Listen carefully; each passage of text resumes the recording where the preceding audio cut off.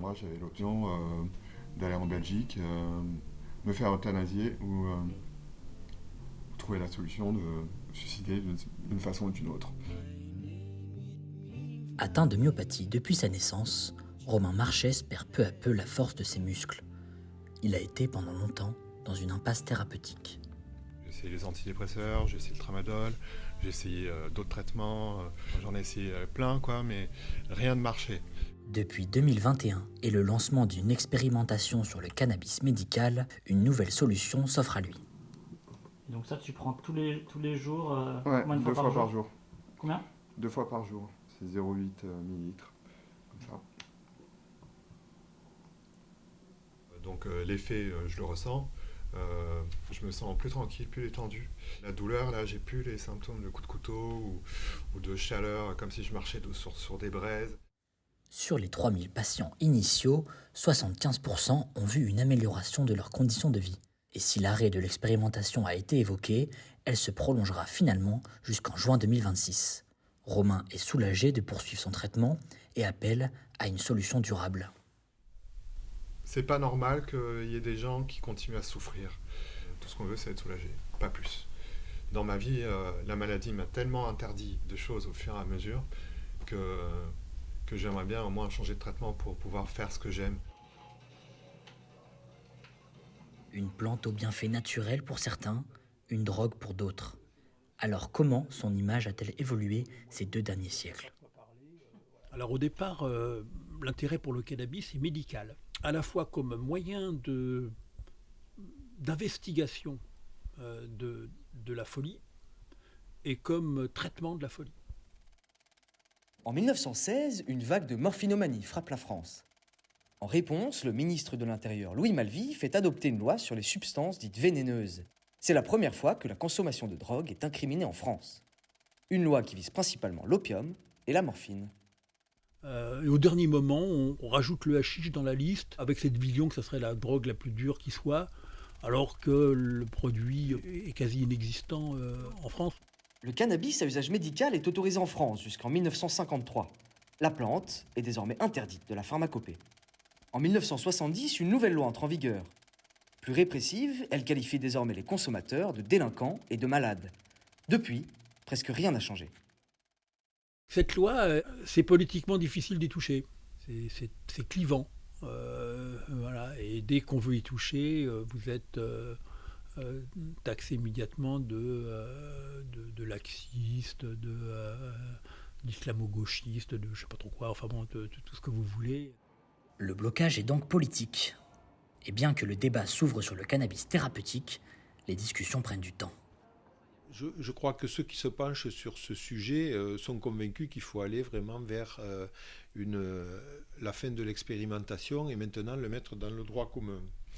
Aujourd'hui, on n'a pas tiré toutes les leçons de cette expérimentation.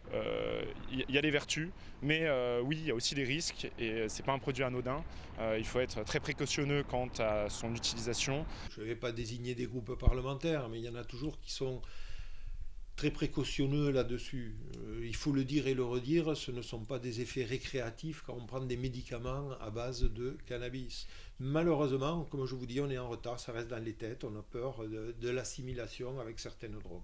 Ce qui freine en fait, pour moi tout simplement, c'est l'ouverture du débat derrière le cannabis thérapeutique. On voit que derrière ce profil le débat sur la légalisation du cannabis et avec tout le débat politique que ça comporte. Alors. Certains partis politiques, en particulier la gauche, les écologistes, les LFI et le Parti socialiste font un amalgame entre le cannabis thérapeutique et le cannabis à des fins récréatives. Ouais, il me semble que de toute façon le débat il doit avancer, qu'il est suffisamment mûr, que là en plus sur le thérapeutique on a eu une expérimentation. D'ailleurs, soit on normalise et on va dans l'utilisation, soit on se dit non, il faut pas. Mais en tout cas, je pense qu'il faut que cette expérimentation, en tout cas, serve à quelque chose. Depuis 3 ans, le cercle fermé du CBD se retrouve à Nantes pour le salon du cannabis. Ici, on échange sur les techniques agricoles et sur les avancées des législations. Pour certaines associations, le cannabis thérapeutique est mal identifié. En fait, les politiques, ils prennent un peu des pincettes par rapport à leur statut et à pas risquer leur place, malheureusement. Voilà. Et je pense qu'aussi, il manque d'informations. Donc il faut les éduquer, il faut les informer pour qu'ils aient aussi les bonnes infos. Et voilà, on sait que quand on parle de chanvre, de cannabis en France, il y a beaucoup d'amalgames qui peuvent être faits. En plus de prévenir, il faut maintenant produire. Les futurs médicaments fabriqués à base de cannabis seront soumis à des normes strictes et un cercle restreint. Le cannabis médical aujourd'hui ne prend pas la forme de celle des petits producteurs. Elle va prendre la forme de culture contrôlée, sous forme de pharmaceutique en fait, tout simplement, pour assurer du suivi du produit et de pouvoir faire les tests ensuite qui conviennent. Mais une culture extérieure aurait trop de variabilité peut-être dans le produit pour être acceptable en pharmaceutique. Donc aujourd'hui, on n'est pas sollicité en tant que producteur, on est sur du CBD exclusivement et peu de contact avec ce milieu-là finalement. C'est d'ailleurs c'est deux milieux qui sont différents clairement. Dans l'Union européenne, 21 pays sur 27 ont déjà régulé le cannabis thérapeutique. La France n'est pas encore prête, mais certains producteurs sont dans les starting blocks. Et le premier pourrait bien être breton. Producteur de CBD depuis 2019, Quentin se lance aujourd'hui dans le cannabis thérapeutique.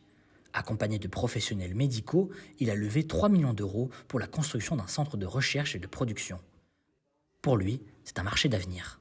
C'est rare pour un pays de vivre la naissance d'une industrie aussi grosse que ça. En fait, quand on parle de cannabis, en réalité, on parle de molécules. C'est une des plantes qui a le plus de molécules en elle. Elle a plus de 130 molécules actives. Et que ce qui est assez dingue, c'est que dans les années 90, on a découvert dans nos organismes un truc qui s'appelle le système endocannabinoïde. C'est que dans ce système, on a 2 récepteurs qui sont capables d'absorber parfaitement les molécules issues du cannabis. On pense qu'on serait en mesure, dans notre programme de recherche, de piloter un peu comme de la haute couture, mais ça serait de la haute culture, les molécules qu'il y a dans le cannabis. Parce qu'on a identifié, par exemple, qu'il y a une molécule mère qui s'appelle le CBGA. En fait, on pourrait venir jouer sur cette molécule-là, avec des réactions, et donc choisir les molécules qu'on proposerait aux patients. Ce qui pourrait être hyper intéressant. On ferait un peu plus du sur-mesure. La France n'est donc qu'aux prémices d'un secteur florissant.